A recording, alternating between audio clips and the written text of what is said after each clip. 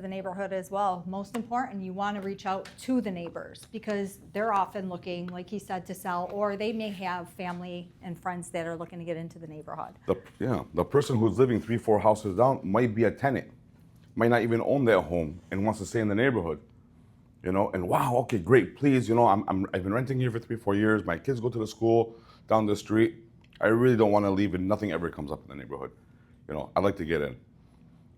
If your open house is Saturday at 1 o'clock, maybe do a 11 a.m. 1 hour neighbor special. Just the neighbors, friends and family, or the day before. And you just got to keep, if you're out of sight, you're out of mind. So through the whole week, building up to the open house, make sure you're posting. Oh, and when I say door knocking, I'm not saying door knocking the entire zip code. Just from a couple stop signs. Start from that house and just 30, 40 homes. That's all you really need. I hate these pens. So when you're preparing the home, sorry guys. Mm-hmm. Okay. The second thing is your marketing strategy, right? Is marketing just putting the word out there verbally? No, you have to put signage too. Get your open house signs. If you don't have them yet, if you don't order them yet, borrow somebody's. It doesn't matter. All the listings belong to the brokerage. So it's where you strategically place your signs. Drive the neighborhood before the open house. See where you can see the most traffic, where most cars are coming into the subdivisions or the neighborhoods.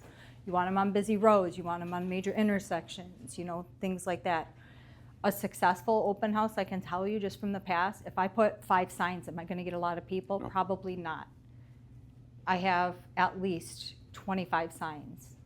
Depending on the type of home that I'm marketing, if it's like a newer home, if it's, an updated home, if it's an investment property, whatever it is, you want to have proper signage and you want to strategically place those signs in areas that is going to bring in the most people.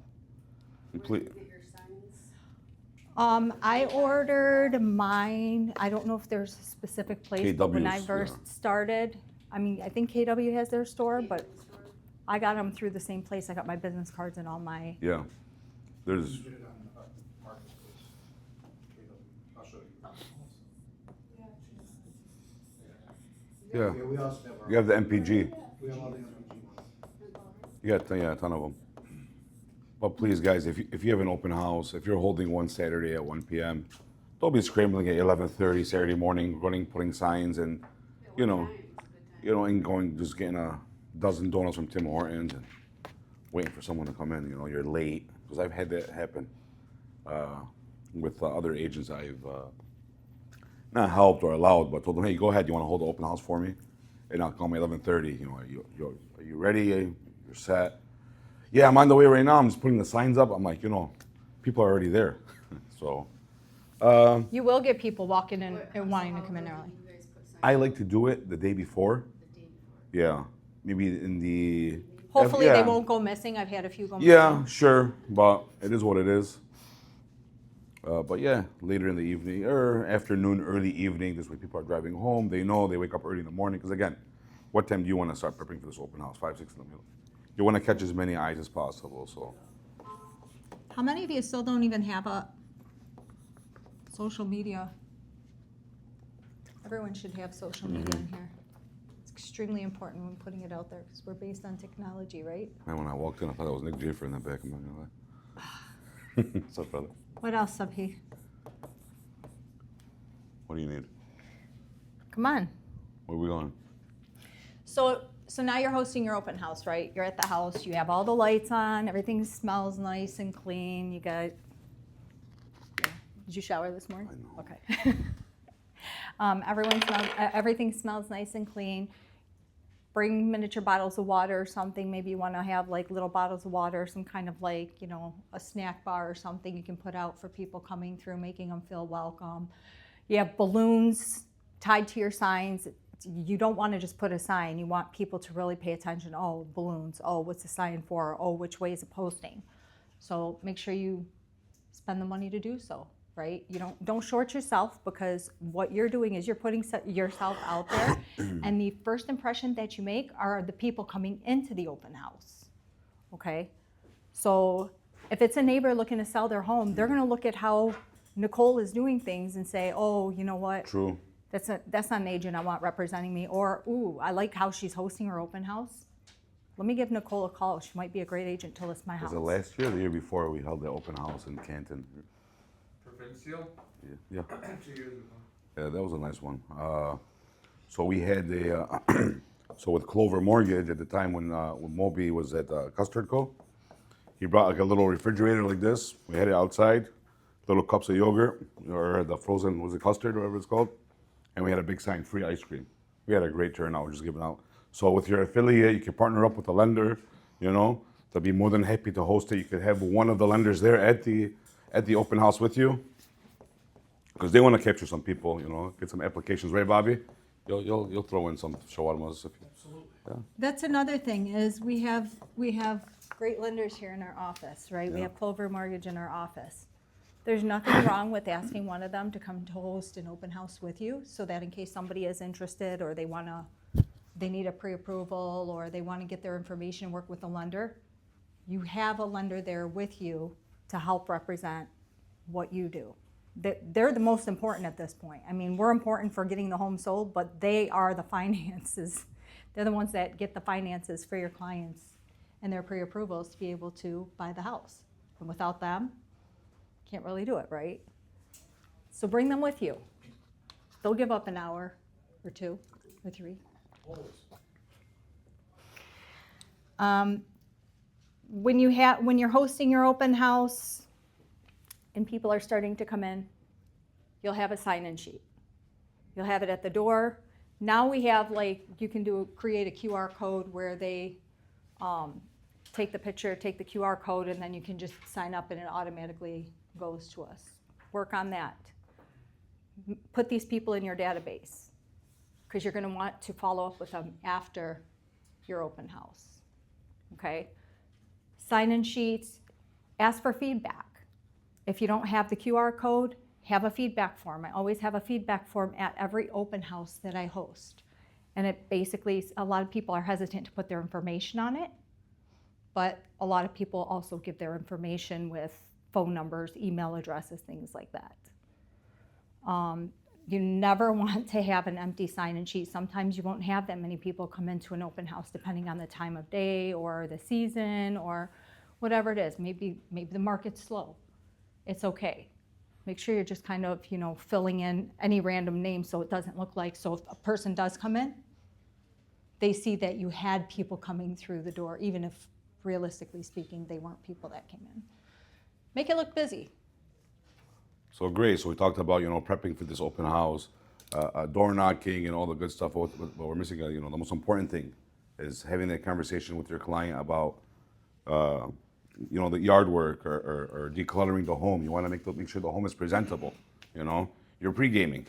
It might be 2-3 weeks out before the open house. But there's, we're going into spring. Let's do some spring cleanup. First cut of the year, decluttering. I know you're moving, Mr. Seller, but let's try to put these boxes away, right? Make the home as presentable as possible. That's a big key too. Also, be aware on street parking. Some of the neighborhoods True, that yeah. you'll be holding the open house at, there's only parking on one side of the street. Mm-hmm. And try not to have your car in the driveway. Try not Yes. to park in the driveway, because a lot of you want to showcase the home in the best way possible. You want people to stand in front of the home and not see 2 cars parked in the driveway. Because once you park and someone else comes in and parks, that's pretty much done. So, but be careful with the street as well, because you people will get tickets, and then No. so street parking is very important. I usually like to place one of my signs, I have the ones that you can open up and just place there. I usually like to place those right into the beginning of the driveway so everyone knows not to come into the driveway and park. It really helps, and tie my balloons to it. When people are walking around in the open house, I tend to like to host a lot of my own open houses by myself. Sometimes if you don't feel comfortable doing it, it's okay. Actually, it's preferred to have another, especially as a female, it's preferred to have another individual with you hosting an open house. I've had Fadwa, I've had Geneva. They've hosted open houses with me or for me. If the home is bigger, you want to have a second person with you. And I say that because if there's like an upstairs and a downstairs, and the home has been occupied, you want to be able to have somebody on each level. You don't want to hover, you don't want to chase them like they do when you go to a furniture store and everyone's trying to get their commission and follow them around. Give them their space. If they're asking, questions, give them the information. Always have a printout of the listing ticket with you, have a printout of the disclosures with you, because those are going to be some of the most common questions that you're going to get from a lot of these people. If you are hosting for someone else, make yourself familiar with the actual listing before you go in so you're not like scrounging for all the information last minute. Walk the property, walk the home before you host your open house so that if you do have questions, you know what questions to ask the listing agent. I promise you, if you ask 9 out of 10 agents, they hate open house. They've done them, they hate them. They don't work. But I guarantee you those agents did not do the open house correctly. Speak for myself too. Some agents have built a career just on open houses. You have to do them correctly. It can't be, okay, great, thanks for the lead, Sobhi. I'm gonna hold an open house on your listing this Saturday, and then Friday I see a post on their Instagram, and then Friday, then Saturday morning they're scrambling to put the signs up. I promise you, there's agents, you could YouTube it, you could look it up, have built careers on open houses. You do it correctly, it's definitely it pays off. Open houses are not only hosted on weekends, although I'll tell you a lot of them are successful on the weekends. Sometimes I've hosted open houses in the evenings on like a Thursday between 5 and 7 or 4 and 6 because people are getting out of work, they're hitting rush hour. Some of them don't even want to be on the road at that time. So they're looking to do something and maybe they're looking to move at the same time and that's the time that they're gonna be able to come into the open house. Some families too their kids have a lot of activities on the weekends, soccer, Sure. basketball, dance, gym, whatever. They may not be able to come between the hours of 1 and 3 or they're traveling. So Girlfriend. you actually capture, to Haifa's point, you'll capture some people who otherwise can't come Saturday or Sunday. You'll capture them on a Thursday night or a Friday night after 5, between 5 and 8, 5 and 6, especially in the summer, because light is still out, it doesn't get dark till what, 9 p.m.? Yeah. So, and you'll have quite a amount of activity. So in that instance, if you both post two, like one on a Thursday and one on a Yeah, Saturday. you can hold 3, you can hold as many as. Oh, yeah. You can I'm just host, saying- yeah. Yeah, I'm just saying the people who are showing up that weekday are totally different Yeah, that way. you crowd can than the ones on the weekend, just because the ones on the weekend are not able to come. Cater to both crowds.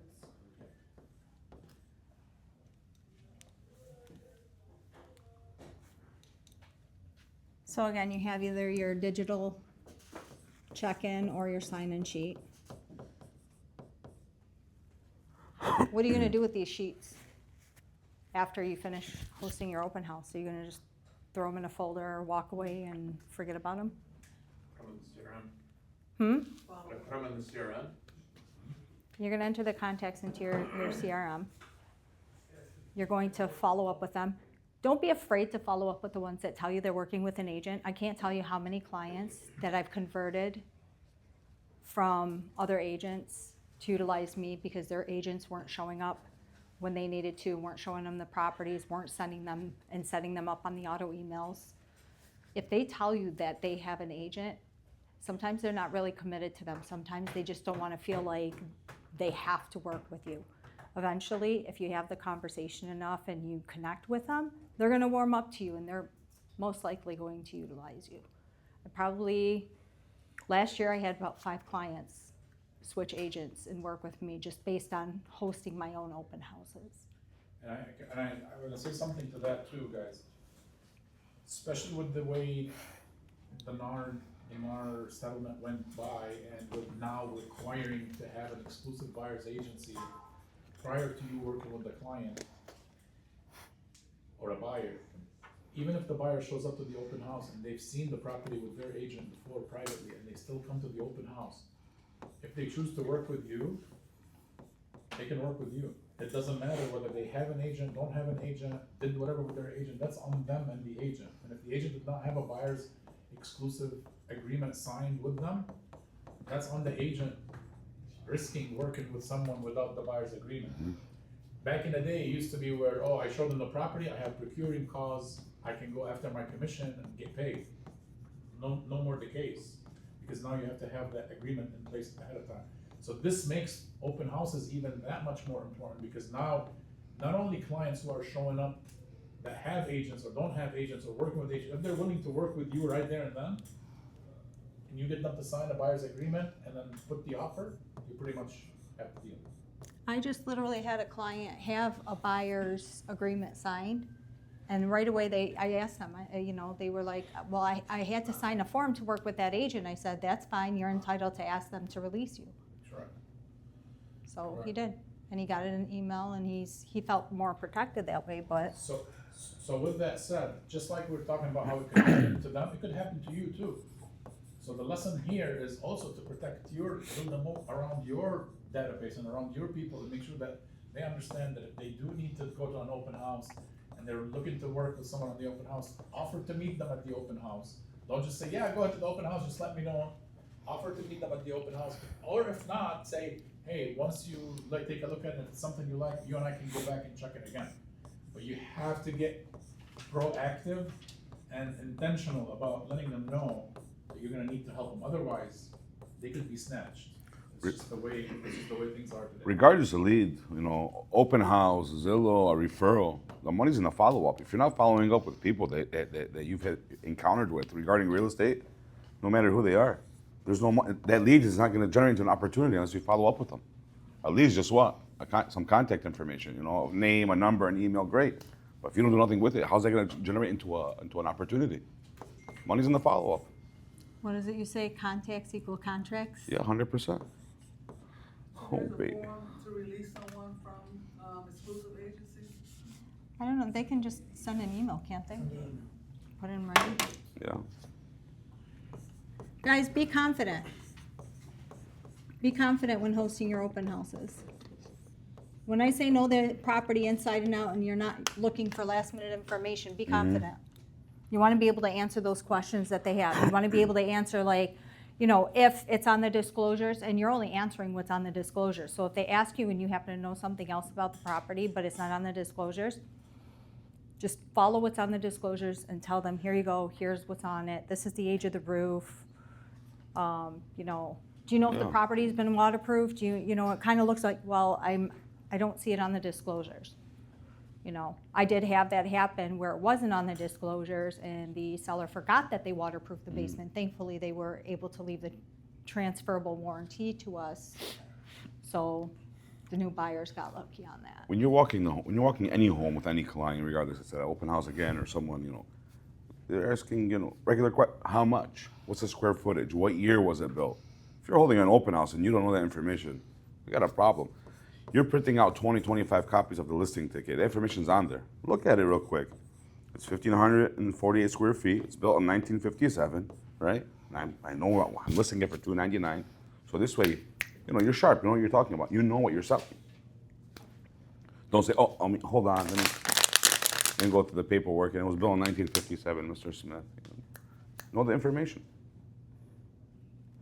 If there's recent updates that have been done to the home and the seller's pointing these things out, when you go to list a property, or they feel it's important enough to have, I've had them attach that list of what makes this home so special to the seller, and they've actually attached it to the disclosures. Some people are, excited to see that list. Some people are like, ooh, now it makes sense why those cabinets that Onyx put in look the way they do, or the countertops look really new, and the flooring, well, who did it? Well, Yeah. Onyx. Who can share with me what some of the common questions that you may get asked in an open house by a buyer about the property? Why are they selling it? Why are they About selling it? the property. Oh, yeah. How What- old the roof? Roof. Yeah. Roof. Age of the roof. Age of the home. What year was it built? It's What still year? out of price. Has it ever flooded? Yeah. Okay, The furnace, the hot Furnace, water tank, hot water tank. plumbing, all Okay. that. And if you are holding an open Oh. house for someone else, it's not your home, so you don't know the seller, who do you think you should interview or ask about that information prior to you holding the open house? Listing agent. The listing agent. Hey, do you know, I don't know that information. You make the listing agent better too by them having to go and get that information. But to Sobhi and Haifa's point, the last thing you wanna do is they're telling you, what year was the home built? And, You're scrambling to check, yeah. you're looking for it. Or how big is the home? And then it's the first time you're looking at the square footage. Or where are the bedrooms? I've had many people who actually never Yeah. walked the property before, Yeah. and they opened the door for the open house exactly at 12. And as soon as they opened the door, people were walking in with them. So someone was asking, so this is the fourth bedroom, or where the bedroom? Little did they Yeah. know that there was one bedroom on the first floor and Two three of up. them. You wanna know about the property, you wanna be knowledgeable about the property, because that puts you at a different level, a different platform with them. If you didn't, they're just gonna go and walk. If the client is more informed than you about the property, we have a problem. Well, If here's they a- know more about it than you do, there's a big problem, Absolutely. big problem. You know what? Here's another question you'll get a lot. And what? How many times have you been at an open house, even with any client? But imagine at an open house, a stranger just walks in. How's the neighborhood, or how's the neighbors? You know, how would you guys handle that? You can't disclose it. Huh? You can't disclose it. Neighbor kind of, oh my God, a little sketchy, you know. Or want to be careful too how you answer that question. It's very important. You know, you want to make sure you don't say the wrong things. Yeah, just make your own assessment. Yeah. It's not on you. You can First one over there. get some deep water with that, because you'll get that a lot.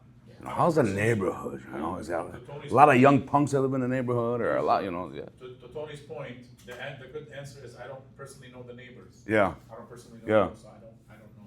I'm not sure. But there's sites that show you like crime activity in the area. Sure. Yeah. The you know, ratings or grades for schools and stuff like that. They'll grade a school district, which is fine. You know, I know. All I know is the school district is really good around. You know, whatever. You know, stuff like that. Use the open house to market feedback to the seller. So you're gonna get a lot of people coming through the open house, hopefully, and they're gonna give you the feedback to the property. Use it to market it back to the seller. Whether, you know, if they're saying like, oh, well, the room is too small, well, we really can't do anything about a room being too small, but now you know the reason as to why the buyers are not interested, right? It's a good time to bring in some of your own clients. Yeah. You know, tell your clients, hey, I'm holding an open house, beautiful house on Saturday. I have a really nice home coming up this week. I'm listing it in Livonia if anybody wants to host an open house. It's a gorgeous house, you know. Okay, done. Come see me after the class.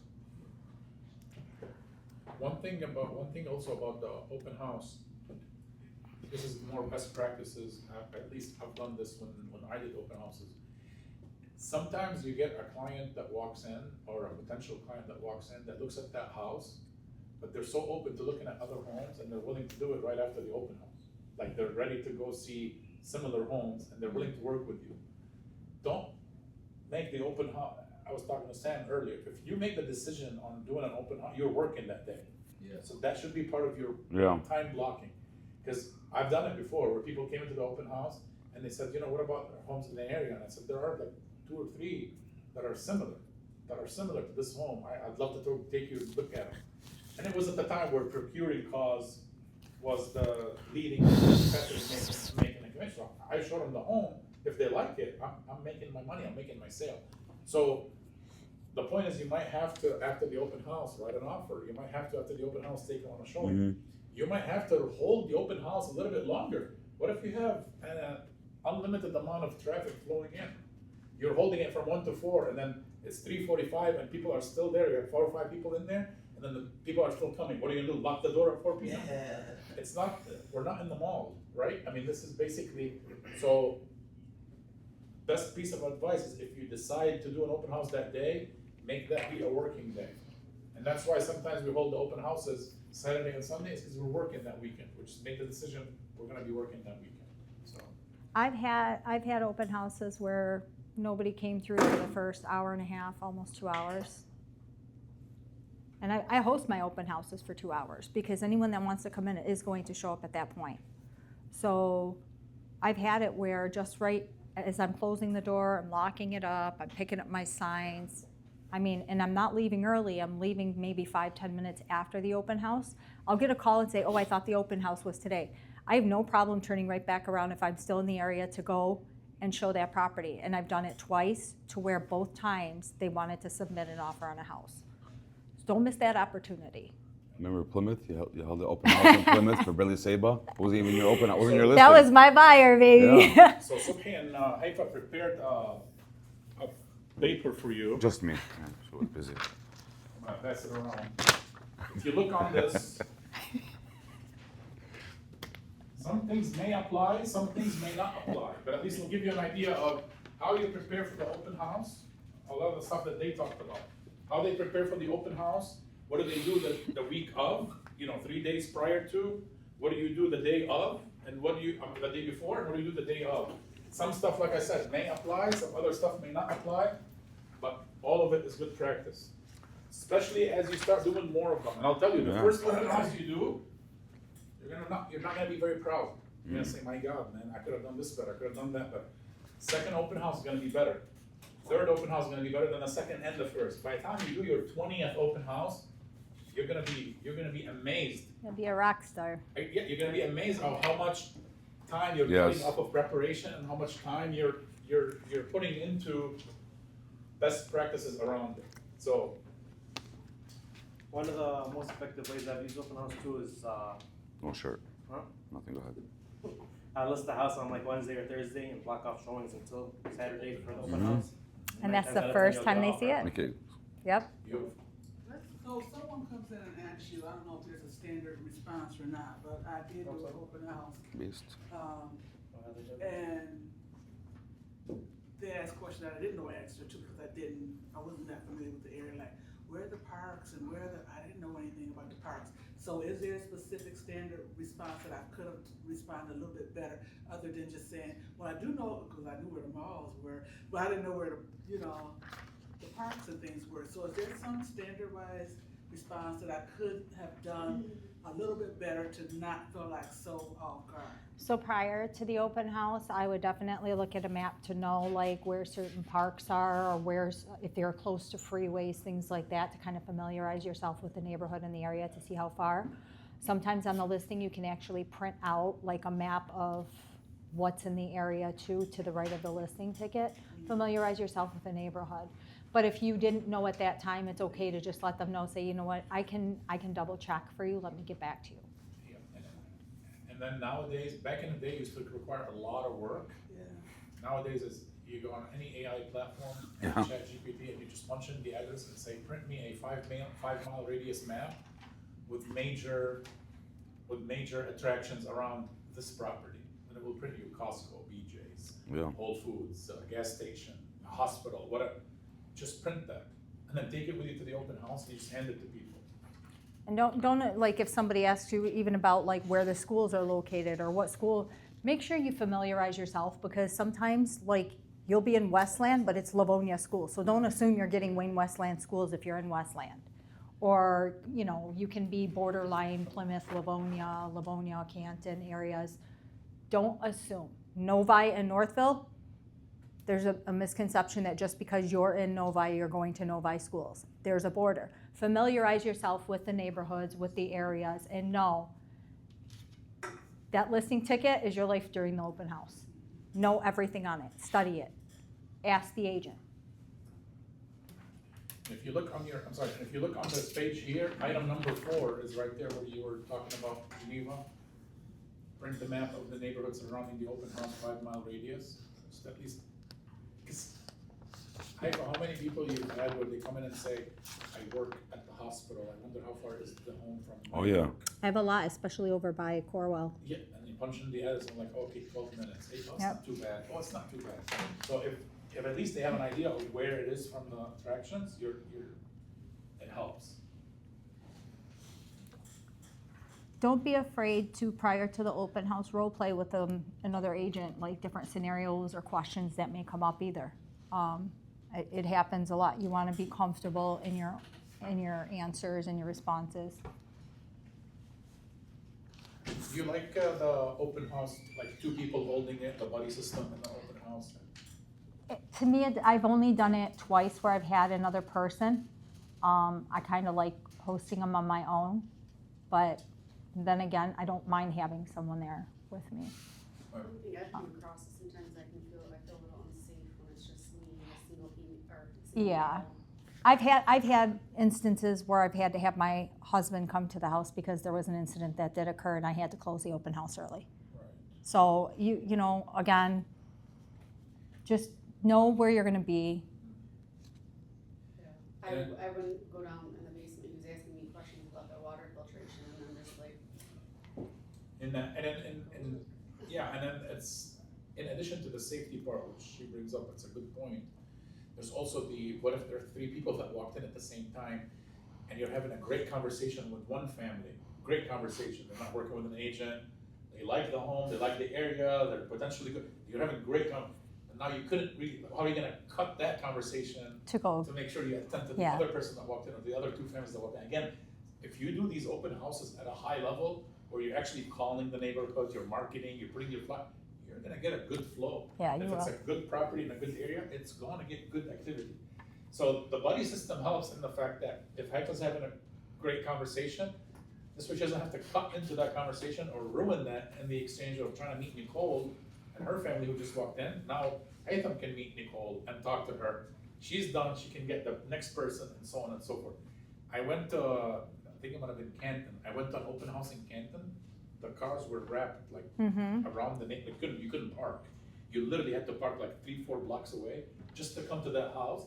And there were 3 agents in that home. Each one was like sitting at a different part of they're all like, hi, how are you? Hi, how are you? And they were just talking to people. All 3 of them were talking to people. That's how busy it was.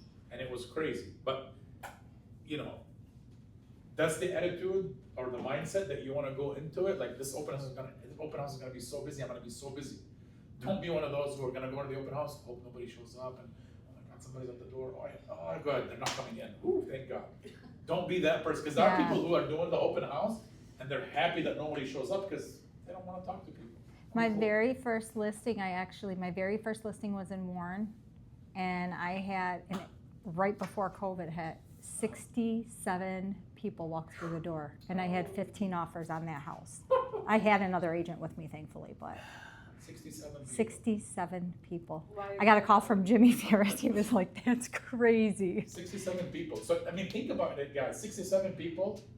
67 people. Of those 67, 7 are easily buyers that if a home, maybe not this one, but if a home of a similar or whatever, she has the potential to at least tap into those 7. Maybe of the 67, 25 of them are in that case. Okay, half of them have agents or are working diligently or you know, with an agent. What about the other half? And let's say of the half are not really ready, and the other, you can understand like how you're gonna walk away with 3 or 4 leads that are solid leads from every open house you do. Multiply that by 30 open houses a year, that's 150 potential clients that you can have at a conversion of 5%. That's 7.5, 8 transactions. At an average commission of $6,000, that's $50,000 just from open houses. Never mind whatever else you're doing. Does that make sense? Yeah. Yeah. So they work. I know they work. And to Sobhi's, back to what Sobhi said, follow up equals money.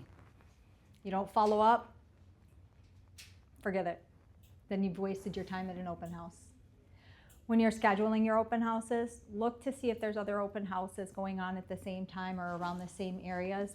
Try to stagger yours so people are not trying to rush to get from one to the next. So like if one is being held from 11 to 2, try an 11:30 to 2:30 or a 12 to 3 or you know, something where they feel like they have time to get from open house to open house within the areas. And sometimes you'll meet somebody that home, particular home, doesn't necessarily fit for them, which is okay. Have a list of other open houses and even offer to say, you know, if they're not working with an agent or even if they are, offer. Say, I can set up a showing for us to go see this property if this particular home doesn't work for you or the layout doesn't work for you. There's nothing wrong with it.